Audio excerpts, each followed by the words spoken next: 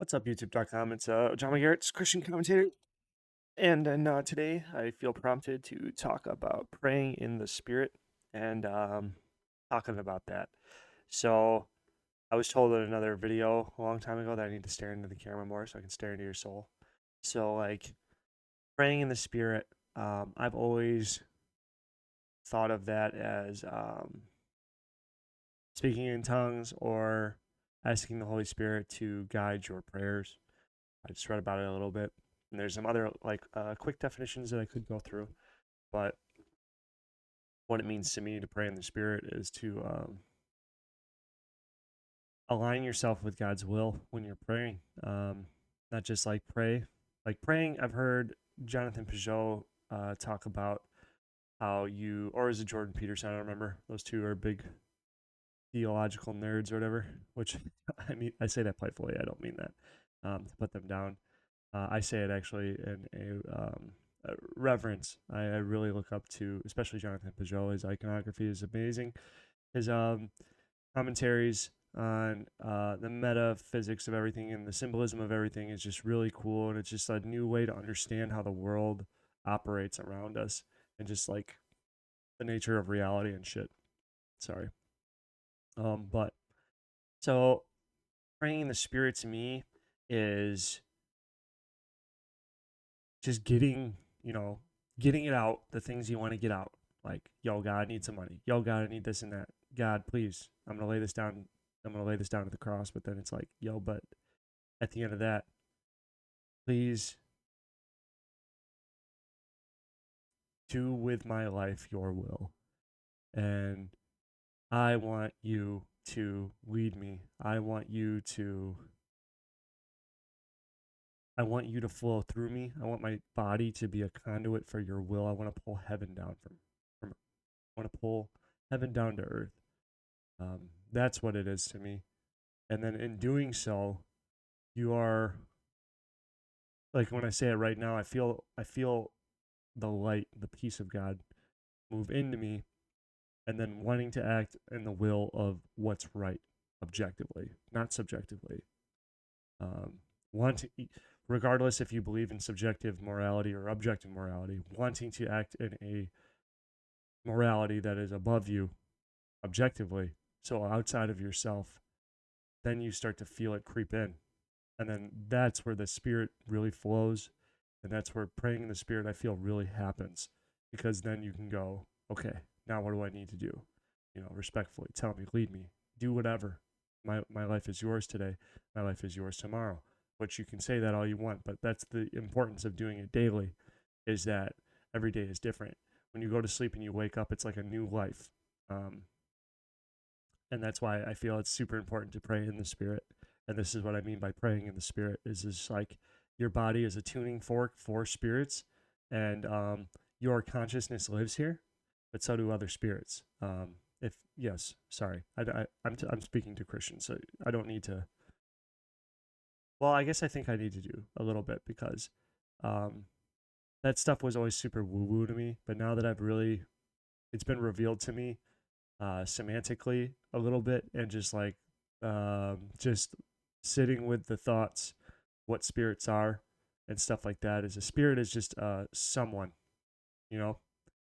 When you look at somebody's body, you know there's someone in there, but you can also look at a dead body and know no one's in there. But that body may pass away, it may rot and become, it's just matter, it's just dust.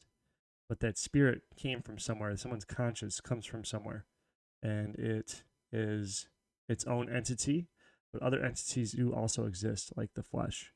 Um, the flesh, we call them different names based on the culture that we live in. Like in today's secular society, you could say like these different spirits are anxiety, depression, whatever. They are wills. When they act outside of your will, they it is like a competing force for your body. So like a depressive spirit or a lustful spirit, greed, wrath, pride, whatever you want, legion, ghosts, possession, whatever. There is like definitely a plane of existence which exists within us that we don't understand. And That's from a song I wrote, actually. But it's becoming more and more realistic to think like that too. Because if you think about 5G or just Wi Fi or satellites or just waves and just how signals can be sent and received and just all of the aspects of the world that we interact and use, like even just like this microphone with this video and the video is being sent out and like what a computer is and all this other stuff too. There's just so much to life that we just don't understand, and we're barely starting to scratch the surface of understanding. And I'm sure there's entities out there that are way ahead of us. So from the Christian perspective, especially like Lucifer, if you believe anything about the Old Testament being literally true, or even like metaphorically true, an entity, Satan, Lucifer, demons, etc., evil does exist, and it is and I'm saying all this because to summarize that those forces want you to not think about God. They want you to tune into them so that they can suck your soul out of you. If that makes sense.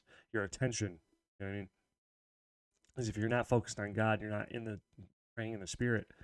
Um, you're not tuned correctly. So then it's harder for Well, it's nothing is impossible for God, but I'm just saying like He'll get His will done regardless if you're helping or not. But it's like the rules He made to make it. Like, you know what I mean? There's so much to this that I could like that needs to be unpacked because I'm like walking through. But so forgive me for all of these landmines and the stutters and the whatever. But I don't really think like talk about this.